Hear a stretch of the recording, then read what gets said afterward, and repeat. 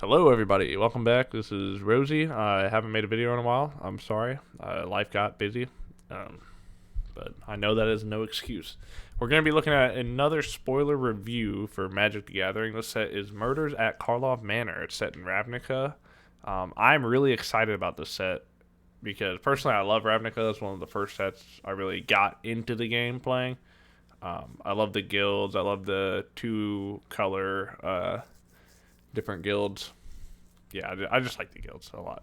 But I'm just gonna start from the bottom of the spoilers, and we're just gonna work our way up. I'm gonna give you my thoughts really quickly on each card we see, and maybe come up with some other cards that I think will go good with those cards. Maybe what format I think they might be good in. Nothing too specific or crazy. If this video does well, maybe I'll make a more in-depth review of certain cards or more ideas for certain decks with cards and stuff like that.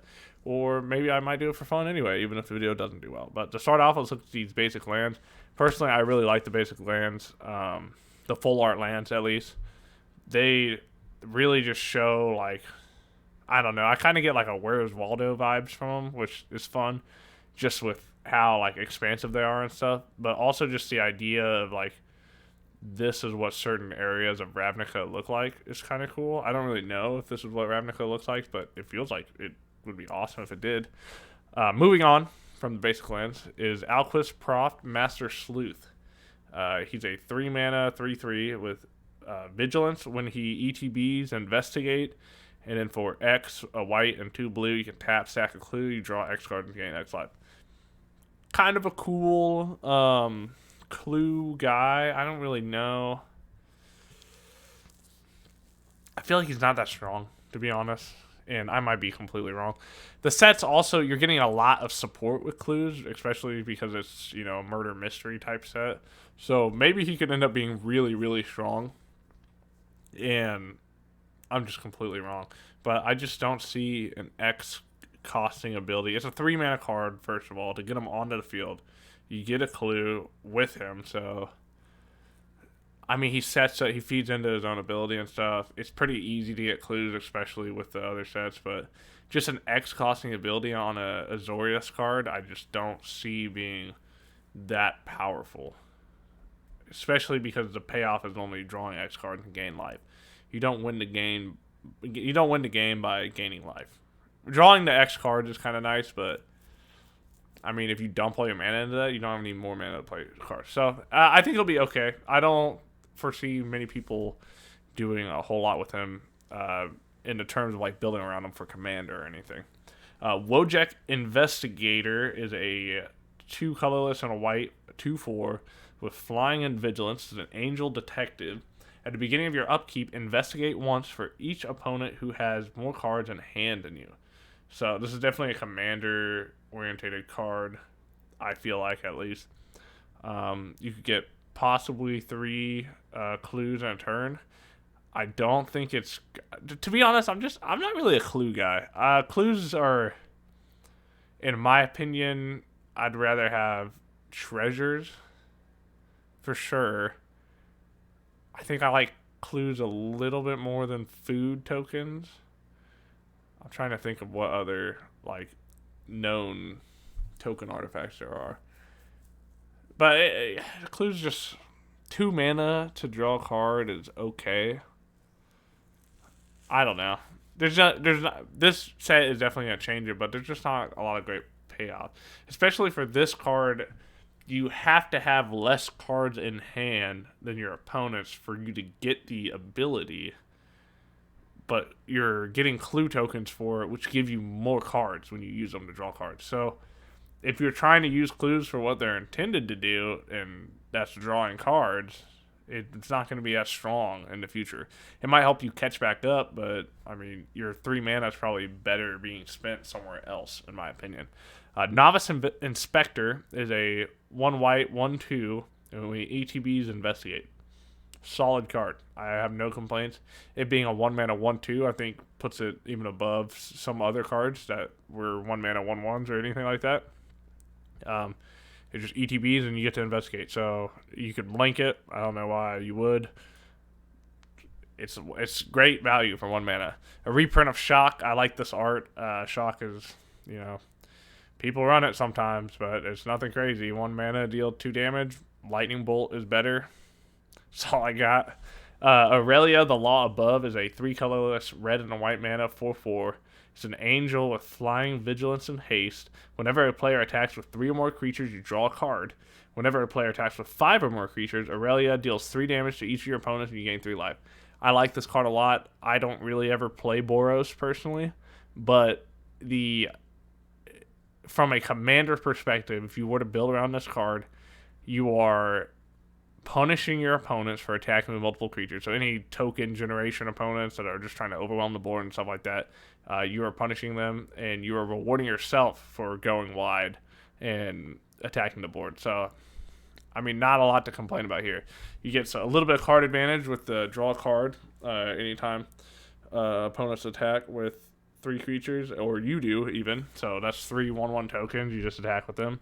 It doesn't specify non-token creatures, so I think it's solid. And then you can also lightning bolt your opponents and heal 3 life. It's a good card. Nothing to complain about. Rakdos, Patron of Chaos, is a 4 mana red and a black for 6/6. He's a legendary creature demon with flying and trample, or flample as I like to call it. At the beginning of your end step, target opponent may sacrifice 2 non-land, non-token permanents. If they don't, draw 2 cards. He's solid. I don't think he's the best Rakdos. I still believe the best Rakdos is Rakdos Lord of Riots. I personally have a Rakdos Lord of Riots commander deck. He's one of my favorite cards of all time. I think this card will see play in commander at least, just because, punishing your opponents with forcing them to sacrifice permanents is big, especially because it specifies non-token permanents. If it was just non-land permanents, this card would be a lot weaker, because any token generation deck would just, they would handle this thing with no problem. But non-land, non-token means you're losing creatures, you're losing artifacts, you're losing enchantments, or you are getting 2 cards. And card advantage is huge, and 2 cards is nothing to scoff at.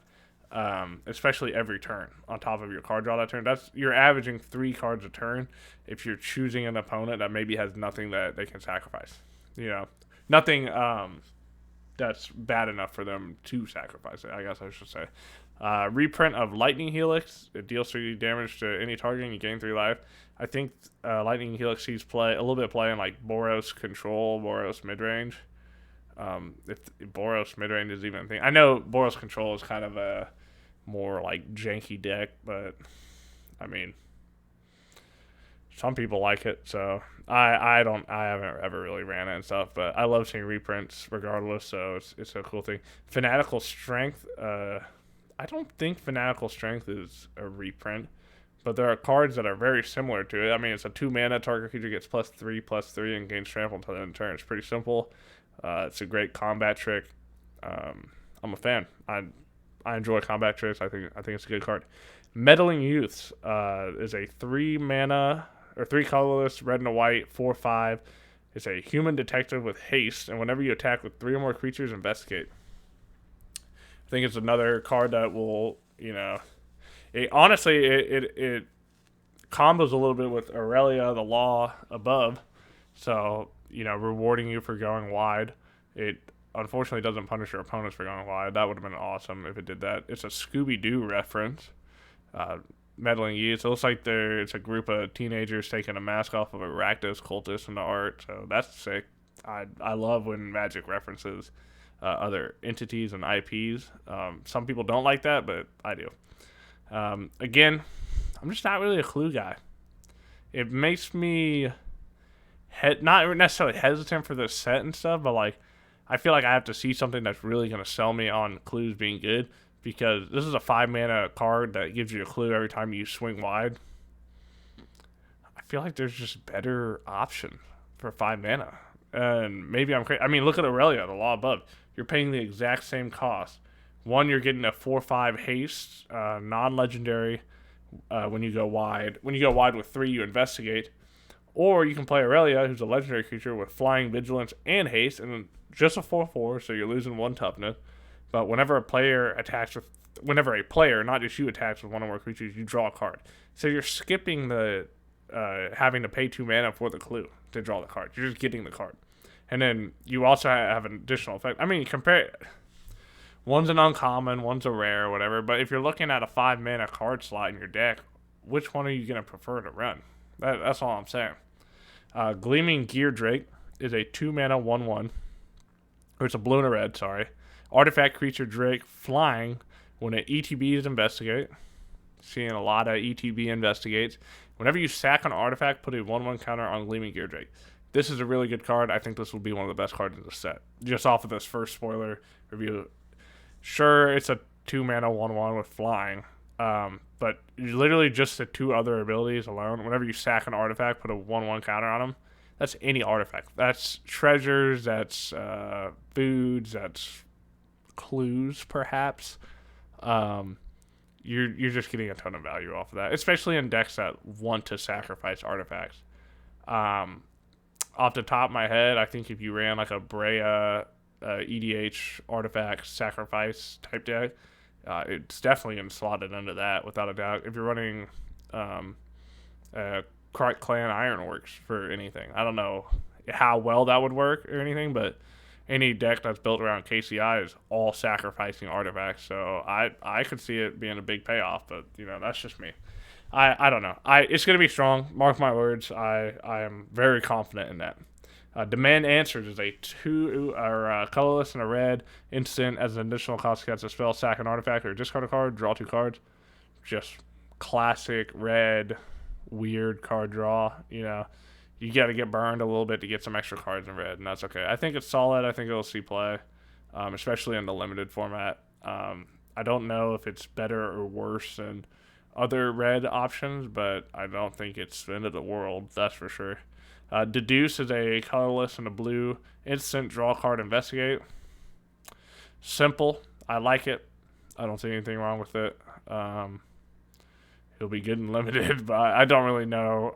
Like I said, I'm not a clues guy. I don't really know what that's going to see playing, but any artifact clue deck would probably love to have a 2 mana draw card and investigate and possibly get some more profit off it. Now, Burden of Proof is a colorless and a blue enchantment, and I really like the flavor of this card. This is a flavor win. It has Flash, an enchant creature. Enchanted creature gets +2/+2 as long as it's a detective you control. Otherwise, it has base power and toughness 1/1 and can't block detectives. So basically, it's, you're thinking of like detectives and figuring stuff out or whatever. If the detective knows the truth, it's good for him, and he gets boosted off of it. If a witness or a I can't think of the word right now, but the person who holds incriminating evidence knows stuff, obviously it's going to hurt them, and that's when they're base power 1/1 and can't block detectives. So I think it's a huge flavor win. I love seeing cards like this that are full of flavor and full of just fun. I mean, what if someone runs Detective Tribal? Someone will run Detective Tribal from the set. I guarantee it. I mean, if you go down here, there's a human detective, there's a angel detective, there's another human detective, there's another human detective. They're giving a lot of cards detective keywords here. Or not keywords, creature types. So I think it's awesome. I think it's a win. Good job, Magic. Topiary Panther is a 4 colorless, 2 green plant cat creature. He's a 6/5 with trample and basic land cycling. 1 colorless and a green to search your library for basic land and put it in your hand and shuffle. It's solid. Not a whole lot to say. You'll see play in limited probably. Anybody running green will maybe want it. It's a beater if they don't use the basic land cycling.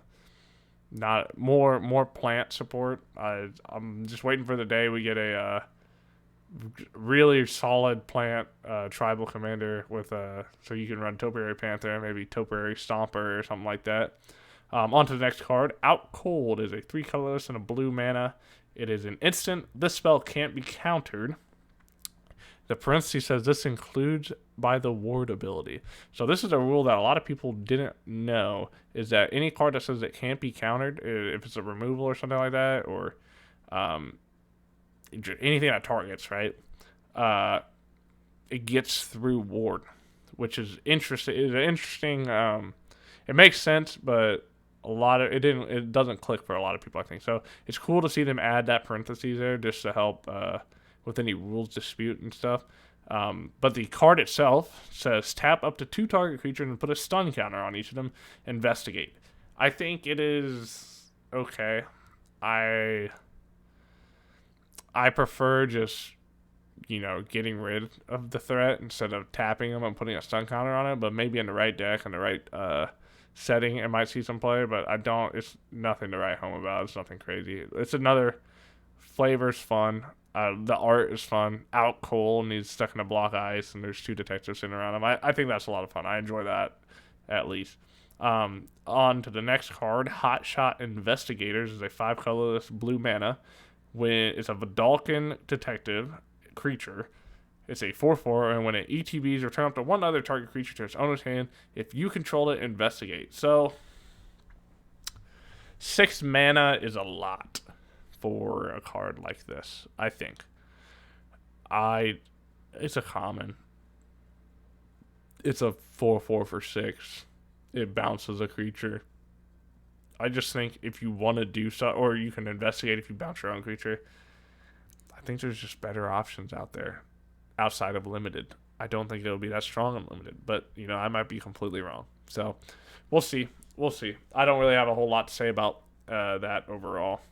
Now, Benthic criminologists are a 4 colorless and a blue 4/5 creature. They're Merfolk wizards. So new Merfolk deck Precon just came out, and Merfolk just got a lot of support in Ixalan. But this one says, whenever Benthic criminologist enters the battlefield or attacks, you may sack an artifact. If you do, draw a card. This is Clue support. This is not Merfolk support. So it's cool. It's flavorful that they're Merfolk, but this won't do anything to help your Ixalan Merfolks, theoretically. I think it's a cool, if you flicker it, you can sack an artifact, draw a card. You're basically skipping the cost of paying a clue. If you're using clues, you're skipping the 2 mana fee in order to draw a card, and you're getting to draw a card just and sacrificing it regularly. I think it's okay. I think it's not awesome. But I think it might see a little bit of play. We'll see. Curious Cadaver is a 2 colorless blue and a black creature zombie detective. It's a 3/1 with flying. When you sack a clue, return Curious Cadaver from your graveyard to your hand. I think this card is fun. I think it's awesome to think of a zombie detective. You wouldn't really think about that, but it's kind of flavorful, and it plays around the graveyard because he's a zombie, and it gives you something to do with your clues that aren't necessarily just sacrificing them for drawing cards, which I love cards that let you use token permanents and just any other card type in general in other ways that isn't the intended way. Like I loved in Eldraine when you had more food creature tokens like Ginger Brute and Tough Cookie and stuff like that. Like I think that's fun. I think that's a lot of fun. I don't think it's strong. It might see. I mean, there might be some crazy combo where you're sacrificing clues, and then when they ETBs, you get a new clue, and then you can kill them to sacrifice another clue with infinite mana and do all this stuff. But I mean, it's cool. We'll see. I don't know. Off the top of my head, I can't build anything crazy around them right now. Like I said before, I'm just not really a clue guy. Magnifying Glass is a 3 mana colorless artifact. I think this has been printed before. I might be completely wrong. But attached for colorless and for 4 mana and tapping it, you can investigate and make a clue token. I think if you're running clues in like EDH or anything like that, especially casual commander, you'll probably run Magnifying Glass. I don't think it's going to be super strong in standard or anything like that, but depending on how much support clues get from this, it might be really strong, But we will see. Up here is the Steam Vents. Everyone knows Steam Vents is good. If you don't know why Steam Vents is good, it's because if you pay 2 life, it enters the battlefield untapped, and it's a duel, and it basically just becomes a volcanic island. It's awesome. It's really strong. It sees plays in a bunch of different formats like Modern and Commander. It's especially good in Commander because you have 40 life to give. So it's a much cheaper option than trying to buy a $600 version of Volcanic Island. I have not a whole lot to say besides that. Senator Peacock is a 3 colorless 2 mana. I think this is getting into the if you notice this little icon here, this is for the Clue board game edition, which I'm unsure exactly what it is, but it is like something to do that combines Clue and Magic the Gathering, right? But I assume it's playable in stuff like Commander, so it probably won't be playable in Standard or anything like that. But anyway, Senator Peacock is a 3 colorless, 2 mana, or 2 blue legendary creature, human advisor. It's a 3/4. Artifacts you control are clues in addition to their other types and have 2 mana, or has the clue, whatever. Whenever you sack a clue, target creature can be blocked this turn. It's cool. It's clue support. What more can you ask for? I mean, there are better ways to make creatures unblockables, but if you're gonna run clues and you want to Senator Peacock, why not, player? So I got nothing else to say besides that. Dining Room is a Gruul, enters the battlefield tapped land. Taps for red and a green, or for 4 mana you can investigate. If you're running Gruul clues, by all means you should run this card in your deck. But besides that, the art's cool. I like that it's like it looks like something out of Clue. Honestly, it reminds me of the board game Betrayal at the House on the Hill more than anything else. But it's not super strong. I don't think red and green really does a lot of Clue stuff. So I think it's terrible. I'm not gonna lie. I don't think it's that good, but we'll see. Lead Pipe is a Clue equipment. Now, this is what I'm talking about. I like when they mix and match different artifact types and stuff like that. So this, you can sacrifice it like a Clue to draw cards for 2 mana, or it's an equipment, and it's only one black red. What am I talking about? It's only 1 black mana for the Lead Pipe artifact Clue equipment. You equip the creature, gets +2/+0. Whenever an equipped creature dies, each opponent loses 1 life. It's 2 mana to equip. It's not crazy, but it's not the worst thing in the world. I love that it's flavored as flavored as a Clue that was used in a killing or whatever for the game Clue. I think it might be in the board game version, but it looks like it's in the set too, just off of the set symbol. Not a whole lot to say. I like I said 3 or 4 times already, I enjoy that it's a Clue equipment. I think that's really fun. I think that's the first time they've done something like that. I'm not 100% sure on that, but it reminds me again of Eldraine and, Ginger Brute being a food creature or food golem or whatever, and Tough Cookie being a food golem.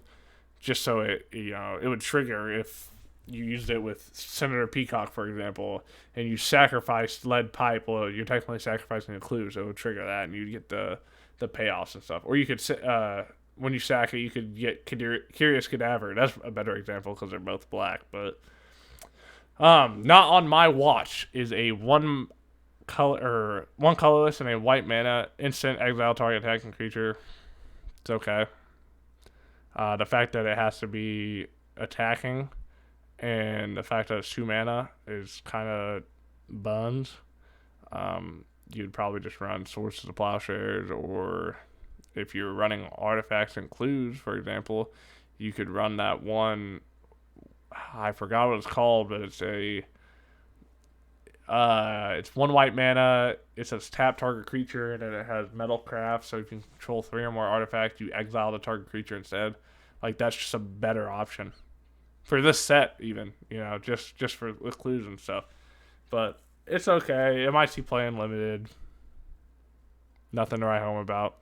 One of the special guests for this set, and it's a special guest by this little symbol right here, I believe. I might be wrong. Correct me in the comments if I'm wrong. Is Crashing Football, which is a green suspend 4 card for 1 green mana. If you don't know how suspend works, it gets 4 time counters on it, and then every upkeep you remove a time counter, and once you remove the last one, you can cast it without paying any cost. Suspend 4 to create 2 4/4 green rhino creature tokens with trample. It's a card from the past. It's cool. I love the new art on it.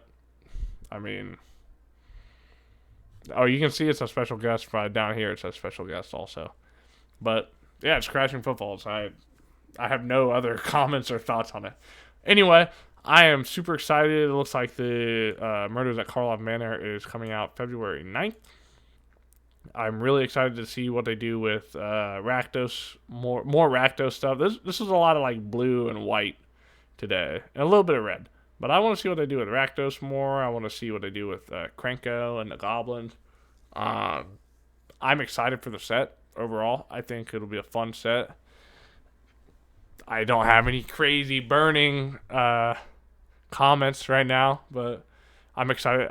Like I said, I'm excited to see what they do. I'm excited for the set. I love Ravnica. I think even though I'm not a clue person in Magic, I think there's still a lot to be excited about here. And I think that there will be some cards in the set that I'm going to love in the future, and it's only a matter of time until they start revealing more stuff. If you want me to make another video on Murders at Karlov Manor, or maybe you wanted me to talk about Ravnica Remastered or any other Magic the Gathering ideas, if you want me to make deck lists or talk about different formats and whatnot, let me know in the comments below. I'd love to have more video ideas and stuff to do. I enjoy making videos. I love sitting in front of a camera and talking into a mic. It's a lot of fun. If you want to see me play any games or anything in the future, let me know. Besides that, I got nothing left to say, so thanks for watching. I appreciate it. Don't forget to like and subscribe, and I'll see you in the next one.